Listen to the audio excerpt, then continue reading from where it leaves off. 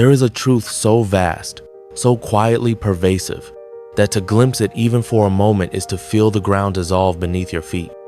It is the kind of truth that does not announce itself with fanfare, but whispers in the spaces between thoughts, in the flicker of déjà vu, in the unsettling sense that the world is not quite what it seems.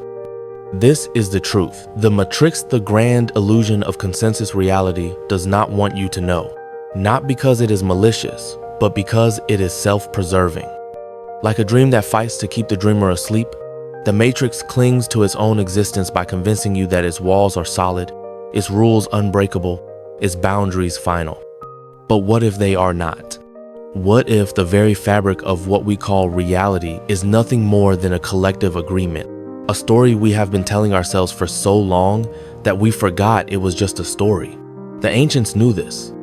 The mystics, the seers, the hermetic philosophers, they spoke in riddles not to obscure the truth but to protect it, to ensure that only those who were ready would hear. They whispered of veils and mirrors, of shadows cast by a light just beyond perception. They warned that the world we take for granted is a carefully constructed stage, and we, its unwitting actors, have been handed scripts we did not write. Yet here is the secret, the one truth the Matrix fights hardest to conceal. You are not trapped in the illusion, you are the illusion's architect. Every belief, every assumption, every unchallenged thought is another brick in the wall of your own confinement. The moment you realize this, the walls begin to tremble. The moment you question the script, the lines blur. The moment you dare to see beyond the veil, the entire structure reveals itself as nothing more than a thought one you can dissolve as easily as waking from a dream. This is not mere philosophy. It is not abstract mysticism. It is the lived experience of those who have stepped outside the program and glimpsed the code beneath. They are the ones who see the glitches, the synchronicities too precise to be chance, the déjà vu too vivid to be memory, the sudden knowing that defies logic. These are not anomalies. They are cracks in the facade, invitations to look deeper. Consider this. When you dream at night, the dream feels real. Only upon waking do you recognize it as fiction. But what if waking life is merely another layer of the dream, a denser illusion that requires a different kind of awakening? The Matrix thrives on your belief that it is the only reality. It feeds on your fear of the unknown, your addiction to certainty, your reluctance to question what you have been taught. But the moment you entertain the possibility that there is more, that you are more, the entire game changes. This is why the truth feels dangerous. This is why it is hidden in plain sight, encoded in myths, buried in sacred texts, whispered in the silent spaces of meditation. It is not a truth that can be handed to you. It must be realized, experienced, lived, and once it is, there is no going back. The walls of the world become transparent. The rules lose their grip. The illusion, once unshakable, becomes a choice one you are free to accept or dissolve. So the question is not whether the Matrix exists. The question is, are you ready to see it? To step outside the Matrix, you must first understand how it is built. It is not a singular entity, not some distant machine overlord pulling strings from the shadows. It is far subtler than that, a self-reinforcing web of perception, belief, and collective agreement. Its power lies not in force, but in persuasion. Not in chains, but in the quiet, unexamined assumptions that shape your reality before you even think to question them. The myth of objectivity. The first pillar of the Matrix is the illusion that reality is fixed, objective, independent of the observer. Science, for all its brilliance, has long operated under the assumption that there is a world out there separate from consciousness. But the deeper we probe into quantum physics, into neuroscience, into the nature of perception, the more this assumption crumbles. Particles behave differently when observed. Time bends in the presence of strong emotion. Placebos cure diseases because the mind believes they should. What does this mean? That reality is not a static stage, but a dynamic interplay between consciousness and the unseen structures that give form to experience. The Matrix wants you to believe that what you see is all there is, that the rules of physics, society, and even identity are immutable, but they are not. They are agreement zones that can be rewritten. The spell of separation. The second pillar is the illusion of separation, the belief that you are an isolated self, a lone witness in a world of other disconnected beings. This is perhaps the Matrix's most insidious trick, because it makes fear, competition, and scarcity feel natural. If you are truly separate, then survival is a battle. Love is conditional. Power is finite. But what if this, too, is fiction? Mystics across traditions speak of a unified field, an underlying oneness that connects all things. Modern physics hints at entanglement particles instantaneously influencing each other across vast distances. Even your own body is not a single entity, but a symphony of trillions of cells, microbes, and energies, all cooperating seamlessly. The Matrix thrives on your belief in separation because it keeps you fighting shadows instead of realizing the truth. You are the universe experiencing itself. The time trap. The third pillar is the illusion of linear time, the idea that the past is gone, the future is uncertain, and the present is a fleeting point between them. This belief keeps you chasing or regretting, always somewhere other than here. But what if time is not a line, but a field? What if past, present, and future exist simultaneously, and your consciousness simply moves through them like a spotlight on a stage? Near-death experiencers often report entering a state where all time is present at once. Indigenous cultures speak of dream time, a dimension outside chronology. Even modern physics acknowledges that time is relative, malleable. The Matrix wants you locked in the treadmill of past conditioning and future anxiety because a mind trapped in time cannot awaken to the eternal now, the only place where true power resides. The belief engine. The fourth pillar is the most personal. The illusion that your thoughts are yours. We like to believe we are the authors of our own minds, but most of our thinking is recycled, inherited from parents, absorbed from media, conditioned by culture. These thoughts then generate emotions, which reinforce the thoughts, creating a feedback loop that feels like you, but is really just programmed noise. The Matrix sustains itself through this loop. It does not need to control you directly. It simply needs you to believe the thoughts running through your head are absolute truth. But here's the key. A thought you do not consciously choose is not yours. The moment you realize this, you begin to dismantle the program. The grand reveal. These four pillars: objectivity, separation, time, and belief form the invisible architecture of the Matrix. They are not physical laws, but perceptual ones. And that is why they can be transcended. The goal is not to destroy the illusion, but to see through it, to recognize it as a construct, a game you can play consciously rather than be lost inside. This is the one truth the Matrix doesn't want you to know. You are not a prisoner of reality. You are its creator. Reality speaks in symbols. Long before logic carved the world into sterile categories, ancient cultures understood truth through myth, allegory, and archetype. These were not mere stories, but maps to territories beyond the reach of ordinary perception, where the Matrix's illusions grew thin and the deeper design of existence shimmered into view. The cave and the firelight. Plato's allegory of the cave is perhaps the most enduring metaphor for the human condition within the Matrix. Prisoners, chained since birth, see only shadows cast by a fire behind them. They mistake these flickering silhouettes for reality, naming and debating them as though they were the totality of existence.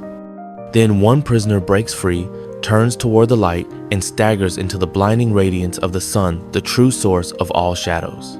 This is not just philosophy. It is an exact mirror of awakening. The shadows are the constructs of society, money, status, identity that we take as fundamental. The fire is the half-light of conditioned belief, the narratives we inherit without question. And the sun? It is pure consciousness, the unfiltered awareness that lies beyond all projections. The Matrix does not fear your intelligence. It fears your direct perception, because once you see the fire for what it is, the shadows lose their power to deceive. The two wolves. An old Cherokee tale speaks of a grandfather teaching his grandson about life. A fight is going on inside me, he says. It is between two wolves. One is fear, anger, and separation. The other is love, peace, and unity. The grandson asks, which wolf wins? The grandfather replies, the one you feed. This simple story holds a profound key. The Matrix is not out there. It is within. Every thought, every emotion, every choice either strengthens the illusion or weakens it. Fear feeds the machine. Love dissolves it. The battle is not against some external oppressor, but against the habits of mind that keep us trapped in the dream of separation. The lotus in the mud. Eastern traditions often depict the lotus flower, rooted in mud yet blossoming pristine above the water. This is no mere aesthetic choice. The mud represents the chaos and suffering of the world, the very conditions the Matrix uses to convince us that darkness is all there is. But the lotus does not reject the mud. It transforms it into beauty. Here lies another secret. Awakening does not require escape from the world, but mastery of it. The Matrix would have you believe that transcendence means denying life, but the opposite is true. The mud of human experience, the pain, the doubt, the seeming imperfection is the fertilizer for your own blossoming. The moment you stop resisting the darkness, you begin to rise above it. The broken mirror. A lesser-known Sufi parable tells of a king who owned a perfect mirror, a magical object that reflected not surfaces but souls. One day, the mirror shattered, and its fragments scattered across the world. Most people, finding a single shard, mistake its tiny reflection for the whole of reality. But the wise spend their lives gathering the pieces, knowing that only when the mirror is whole again will they see the truth. This is the state of humanity. Each of us holds a fragmenta, religion, a philosophy, a scientific theory, and proclaims it the entire picture. The Matrix thrives on this fragmentation, keeping us arguing over shards while the greater reflection goes unseen. But when we begin to piece together science and spirituality, logic and intuition, East and West, the cracks between worldviews start to seal. The mirror reforms, and what it shows us is not many truths, but one effracted through countless faces, yet unchanged at its core. The Dreamer and the Dream. A final story, this one from the Upanishads. A man dreams he is a butterfly, flitting joyfully through a sunlit meadow. Upon waking, he wonders, am I a man who dreamed of being a butterfly, or a butterfly now dreaming it is a man? This is not idle speculation. It cuts to the heart of the Matrix's greatest deception, the unshakable conviction that I am this body, this name, this story. But what if you are neither the dreamer nor the dream, but the space in which both arise? What if the you that worries, plans, and suffers is just another character in a story written by the mind? The moment this question truly lands, something extraordinary happens. The identification with the small self loosens. The watcher emerges the silent awareness behind all experience. In the Matrix, which depends on your belief in being a separate, limited entity, begins to flicker like a candle in the wind. These stories are not entertainment. They are lifelines thrown across centuries, from those who saw beyond the veil to those just beginning to question it. They do not explain the truth. They point toward it, knowing that the mind cannot grasp what only the soul can remember. Understanding the Matrix is one thing, but how do we live beyond it? The greatest trap of awakening is mistaking insight for transformation. You can spend years decoding esoteric truths, yet remain enslaved by the same unconscious patterns.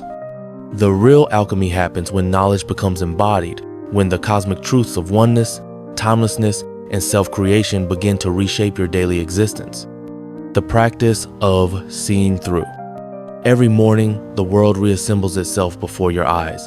The alarm clock rings, bills demand payment, traffic frustrates all, seemingly solid, inescapable. But what if you began each day with a simple question? How real is this? Not as philosophical speculation, but as an actual experiment.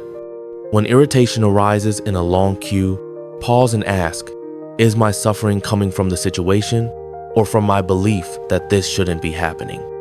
The Matrix's grip weakens the moment you stop conflating reality with your resistance to it. Try this.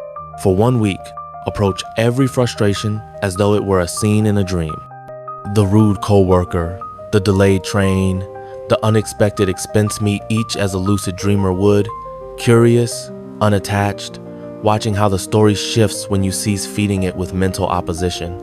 You'll discover that much of life's friction comes not from events themselves, but from the silent narrative whispering, this shouldn't be. Time as a tool, not a tyrant. The Matrix thrives on your belief in scarcity, especially time. Not enough time is the mantra that keeps you rushing, worrying, postponing presence for an imagined future. But time is not the enemy. Your relationship to it is. Here's how to dismantle the time trap. Anchor in the eternal now. Set reminders to pause periodically and ask, what is happening right now beneath the surface of thought? The body breathing, birds singing, space between sounds. This is the timeless dimension the Matrix obscures. Batch your illusions, designate worry hours or planning sessions, rather than letting time, anxiety infiltrate every moment. You'll soon see how much mental energy is wasted on fictional futures. Reverse the arrow. When stressed about time, invert the perspective. Time isn't passing me by, I am passing through time, like a traveler moving through landscapes. This subtle shift reveals you are not a victim of chronology, but a navigator of it. Disrupting the belief engine. Your mind is a radio, constantly tuned to stations broadcasting inherited beliefs. Money is hard to earn. Aging is inevitable. People can't be trusted.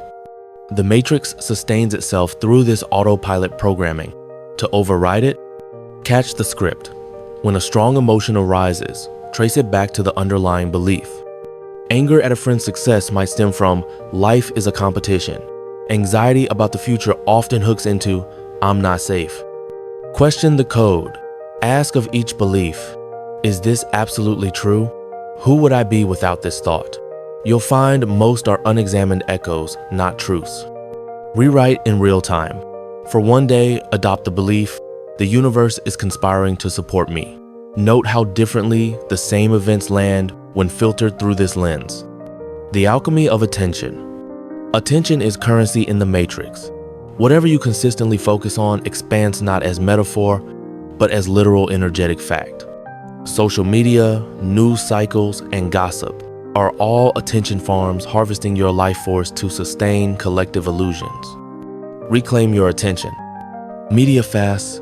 Periodically abstain from all inputs that thrive on fear or lack. Observe how your baseline reality shifts when not fed by dystopian narratives. Sacred focus. Spend minutes each day pouring undivided attention into something trivial: a leaf's veins, coffee's steam, the gap between breaths. This trains your brain to choose its focus, rather than being hijacked. Energy hygiene. After interactions, ask, did this exchange drain or uplift? Begin distancing from chronic energy vampires, not with judgment, but with the same detachment you'd leave a stuffy room for fresh air. Synchronicity as your compass. As the Matrix's illusions thin, you'll notice more synchronicities, meaningful coincidences that defy probability. These are not mere quirks, but breadcrumbs left by your higher self. The key is to engage with them. When a repeated number, song, or symbol grabs your attention, pause and ask, what was I just thinking about? Synchronicities often mirror inner states. Use them as decision-making aids. If debating a choice and an unexpected sign aligns with one option, trust it. The universe speaks in whispers before it needs to shout. Keep a synchronicity journal. Over time, patterns emerge, revealing your soul's navigation system proof. You're no longer sleepwalking, but being guided. At the edge of all understanding, where theories dissolve into lived truth, there comes a momentous split-second crack in the fabric of ordinary perception when you realize you were never inside the Matrix. The Matrix was inside you. This is the final revelation, the one that cannot be unlearned. The walls were never real.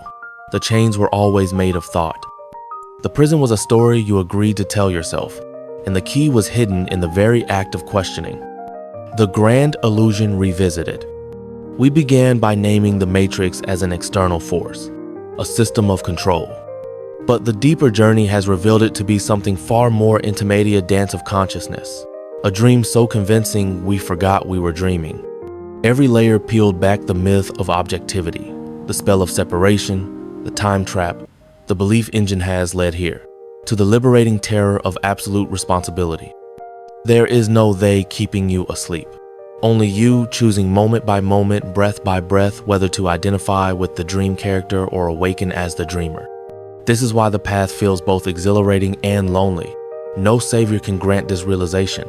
No guru can unsee what you refuse to look at. The twofold path of mastery.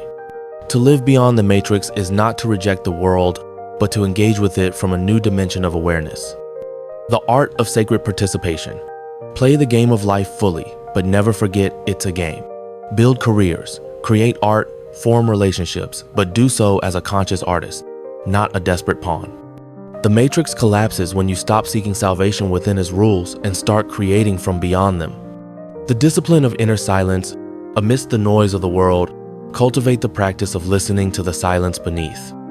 This is not passive withdrawal, but active tuning to the frequency where all illusions humaned can be rewritten. 5 minutes of true silence daily does more to dismantle programming than years of reading.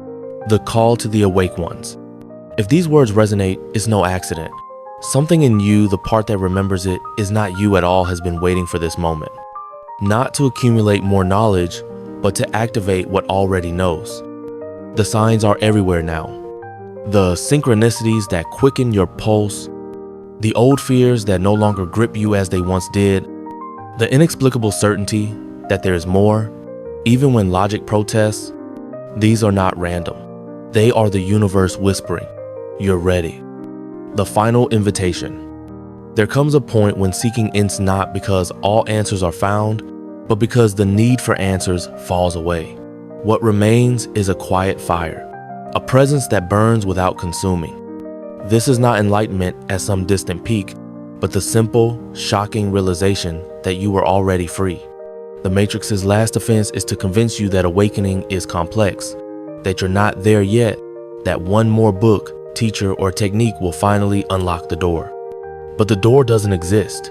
The only thing standing between you and unbounded freedom is the belief that there's something to cross. So here is the call, the final stroke of the bell. Stop waiting. The moment you declare yourself awake, you are. Stop seeking. The truth isn't found, it recognizes itself through you. Start living as if it's already true. Not tomorrow. Now. The sun has always been shining above the cave. The lotus was never stained by the mud. The mirror, even in fragments, always reflected the whole. The choice was never how to escape the matrix. The choice is whether to remember you already have.